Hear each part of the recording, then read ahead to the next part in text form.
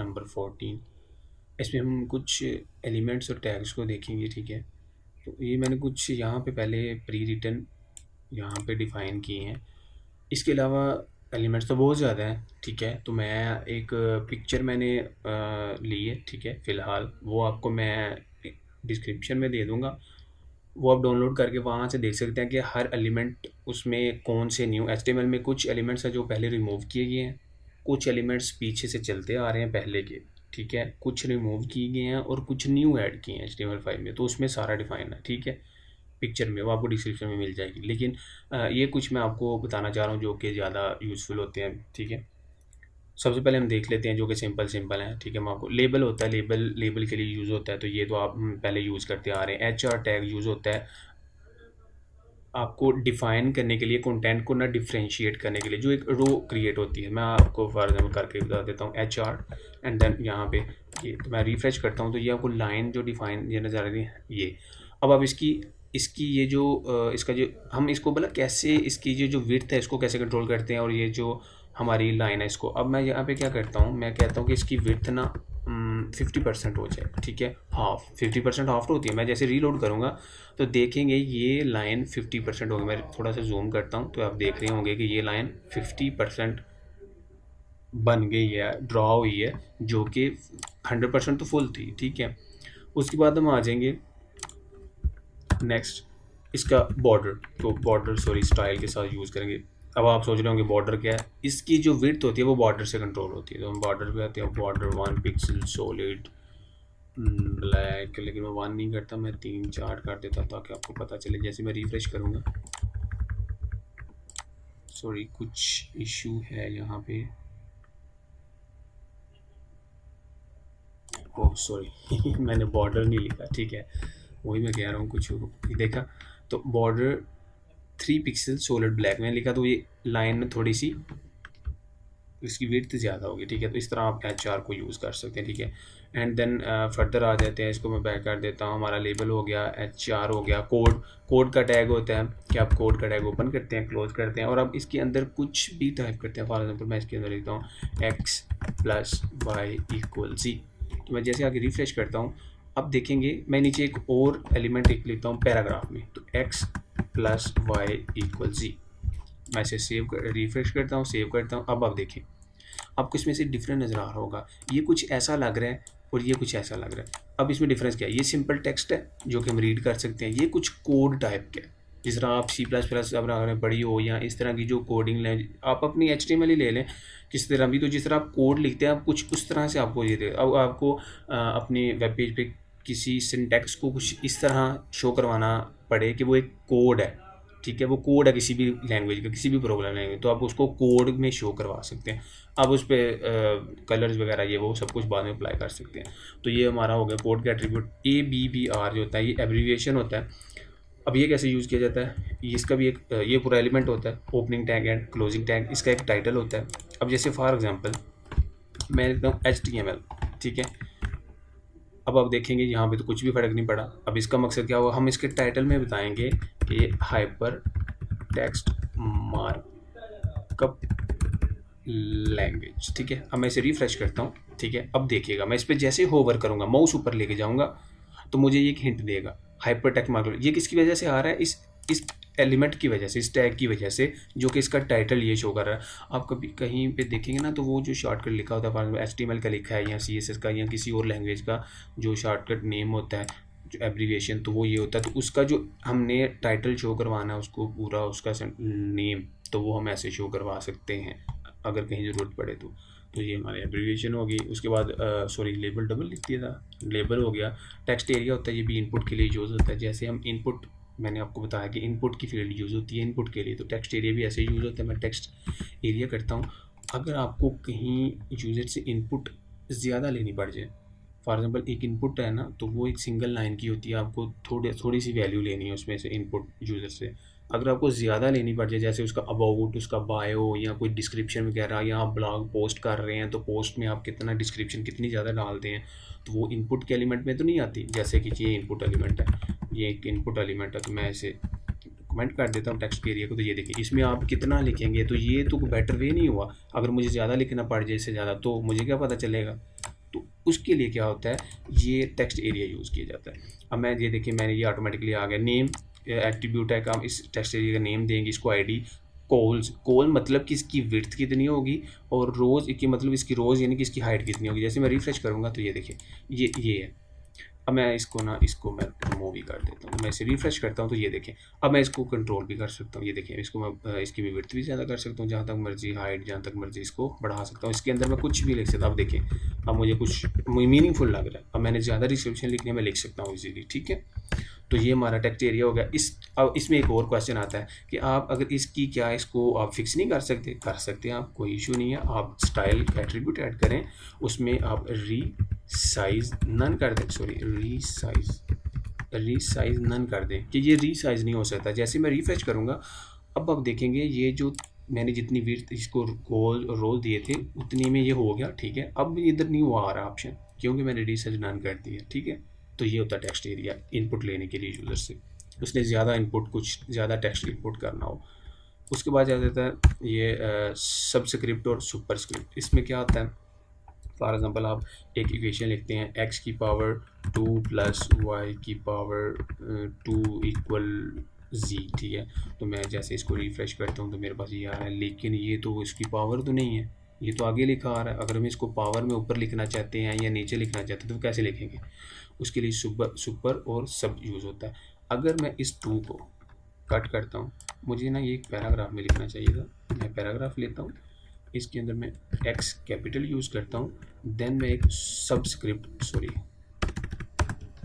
मैं इधर subscript use करता हूँ, उसमें 2 लिख देता हूँ, देन आगे मैं प्लस लिखता हूँ।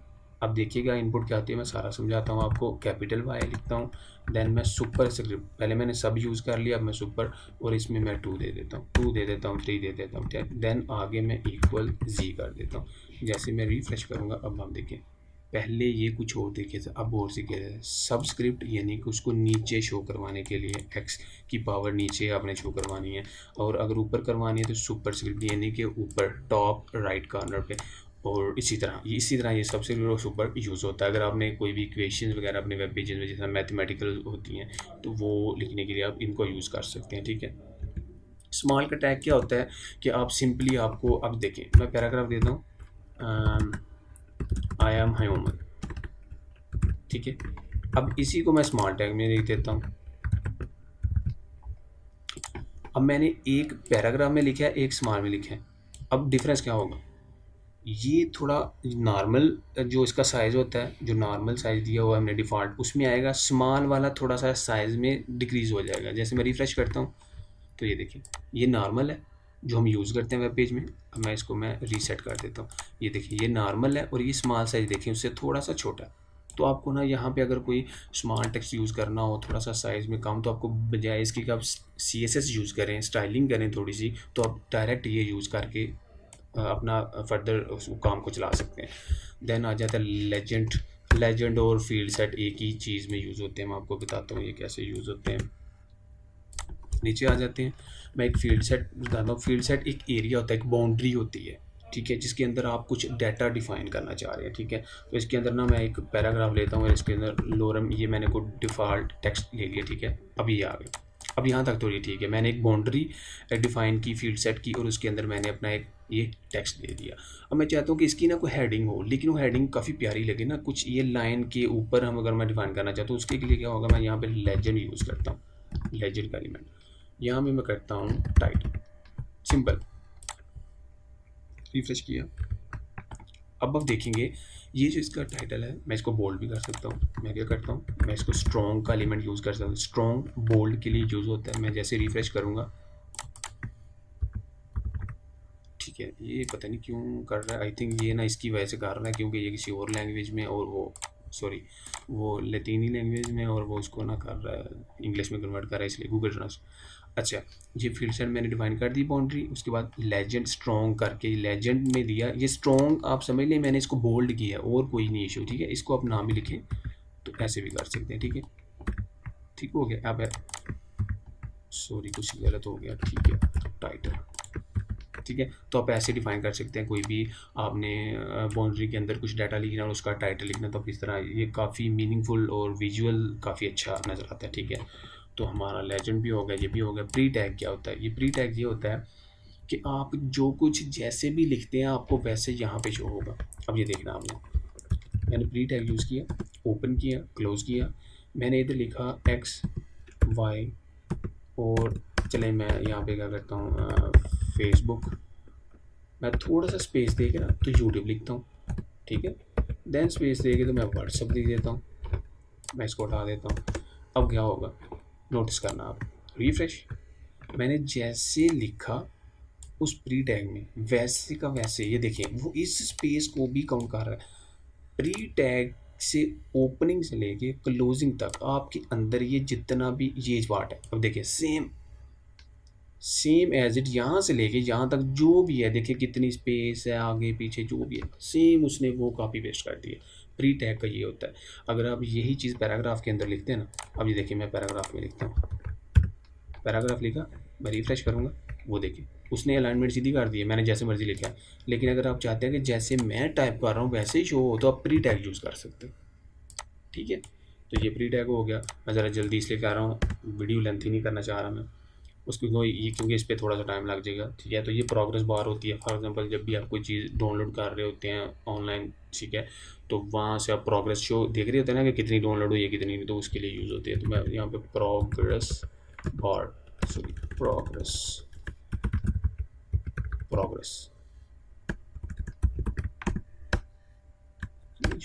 प्रोग्रेस, ठीक है।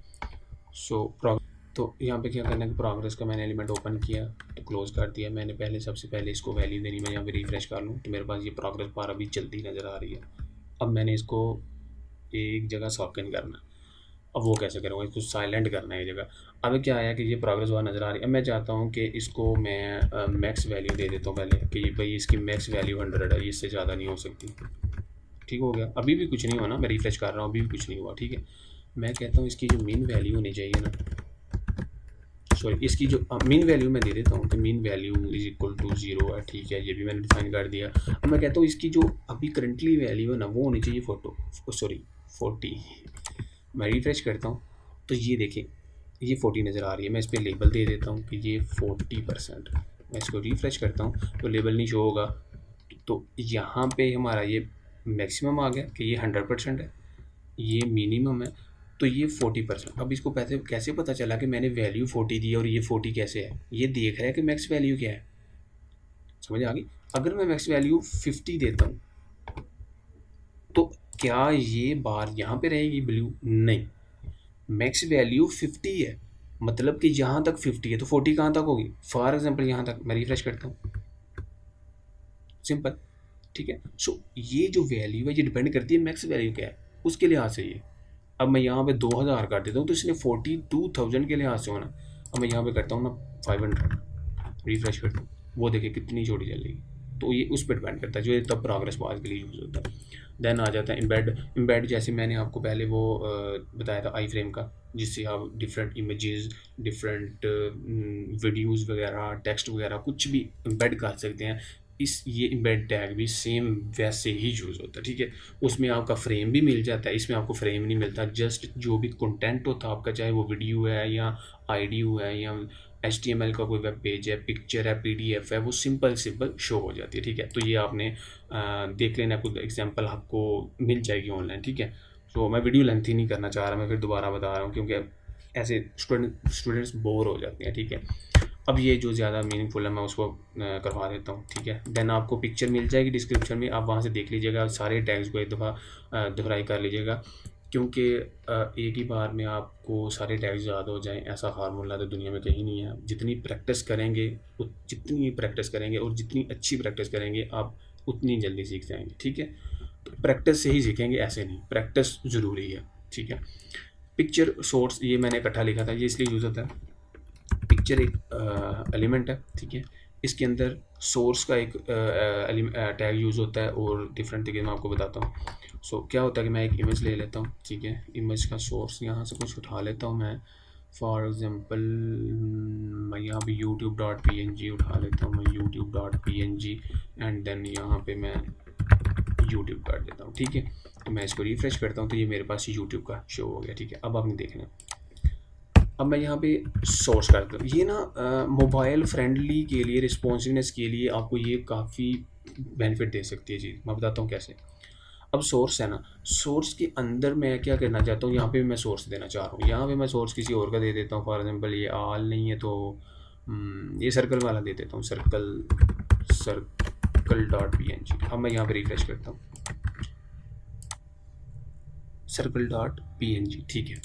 अब आप देख रहे होंगे ये क्यों नहीं शो हो रहा, क्या ये गलत है? ये गलत नहीं है, इनकम्प्लीट है। अभी तक ये शो हो रहा है, ठीक है, ठीक हो गया। ये गलत नहीं है, ये समझ लें कि अभी मैं आपको बताता हूँ क्या है। ये इनकम्प्लीट है, अब बताता हूँ क्या है। अब मैं चाहता हूँ अभी ये जितनी विड्थ है ना, वहाँ पे मुझे ये वाली पिक्चर दिखाई दे। जैसे ही मैं इसको इंक्रीज़ करूँ तो ये नहीं, मुझे ये दिखाई दे यूट्यूब वाली। अब वो कैसे होगा, अब वो मैं बताता हूँ। ये इससे ये किया जा सकता है। और उसमें क्या होता है कि आप चाहते हैं कि पीसी या लैपटॉप की स्क्रीन पे यूज़र को ये दिखाई दे, और जब जैसे वो मोबाइल पे ओपन करता है तो उसको उसी की जगह ये पिक्चर दिखाई दे। तो आप इस पिक्चर के एलिमेंट से ऐसा कर सकते हैं। इसमें ये थोड़ा सा CSS में जो मीडिया क्वेरी यूज़ होती है वो है। अब आपने सिर्फ समझना भी है, लेकिन आपने को एक दफ़ा गौर से देखना है आपने, ठीक है। इसमें मैं मीडिया का एट्रीब्यूट यूज़ करूँगा, जिसमें मैं क्या बोलूँगा उसे कि भाई मिनिमम विड्थ जोन सी है ना वो होनी चाहिए। अब मैं क्या करता हूँ, मैं इधर से विड्थ देख लेता हूँ ना। यहाँ पे मैं चाहता हूँ कि मिनिमम विड्थ इतनी होनी चाहिए तो वो शो हो, ठीक है। सो मुझे फिर इधर वो यूज़ करना पड़ना, मैं यूट्यूब इधर यूज़ कर लेता हूँ ना। तो नहीं, यूट्यूब नहीं यूज़ करता, ये इतनी रहने देता हूँ। मिनिमम उतनी हुई तो मैं वो कर दूँ, यानी कि मैं यहाँ से ज़्यादा यूज़ कर लेता हूँ, ठीक है। यहाँ पे मैं ओपन करता हूँ, F12 प्रेस करना आपने, तो यहाँ पे नीचे ये ओपन हो जाएगा आपका। तो यहाँ पे आपने आना है रिस्पॉन्सिव पे, ठीक है। तो अभी आपको यहाँ से कैसे पता चलेगा, ये आप ऊपर देख रहे हैं 566, ये आपकी विड्थ है और ये आपकी हाइट है इसकी डॉक्यूमेंट की। हमने विड्थ से देखना, हमने हाइट से नहीं है अभी कोई भी तलक। तो 566 है, तो मैं चाहता हूँ मिनिमम 566 नहीं 70 कर लेता हूँ पिक्सल, कि मिनिमम 57 पिक्सल होनी चाहिए विड्थ मिनिमम। तो अभी तो 566 है ना, तो जैसे मिनिमम वैल्यू, जैसे मैं इसको 570 पे लेके जाऊंगा ना, तो ये पिक्चर नहीं शो होगी ये वाली। मैं अब वेब पेज को ये शो करवाना चाह रहा हूँ, HTML में ये डिफ़ाइन करना चाह रहा हूँ कि भाई जैसे ही मिनिमम जो विड्थ है ना डॉक्यूमेंट की वो 570 हो जाए ना मिनिमम, तो ये शो करवा दो, अदरवाइज़ ये शो करवा दो। मतलब कि 570 से जब नीचे होगी विड्थ तो ये वाली पिक्चर शो होगी, अदरवाइज़ ये शो होगी, ठीक है। तो मैं क्या करता हूँ, इसको बड़ा करता हूँ। अब ये यहाँ से बड़ा भी नहीं होना, मैं ये यहाँ से ही इंक्रीज़ करना है। चले मैं यहाँ से इसको क्लोज़ कर देता हूँ ना, तो मैं यहाँ से बड़ा करता हूँ। जैसे मैं इसे बड़ा करूँगा, आई थिंक मैं कुछ मिस कर रहा हूँ।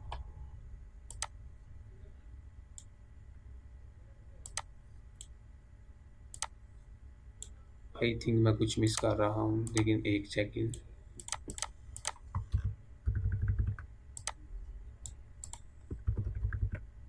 एक सेकेंड रहिएगा, मैं ये देखना चाह रहा हूँ कि मीडिया मिनिमम विड्थ भी लग गई, 57 पिक्सल भी चलेगी उसको विड्थ, एंड देन सोर्स मैं देख लूँ कि सर्कल डॉट png यही है, सर्कल डॉट png।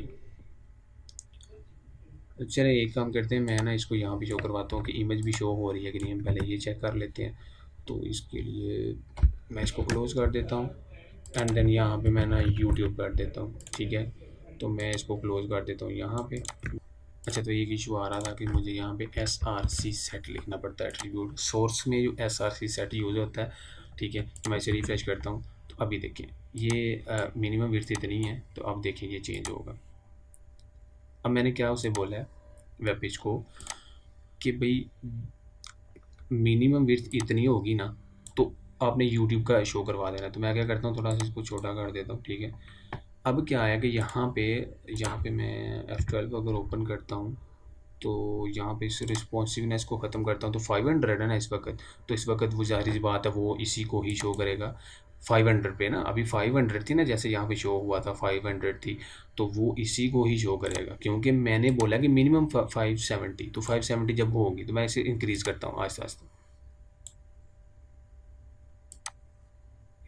वो देखिए ऊपर आपको शो हो रहा है 5, 34, 28, 46। जैसे ही वो 70 देखिए मिनिमम 570 बोला, जैसे ही वो 570 इंक्रीज़ करता है तो मुझे यूट्यूब का शो करवा देगा।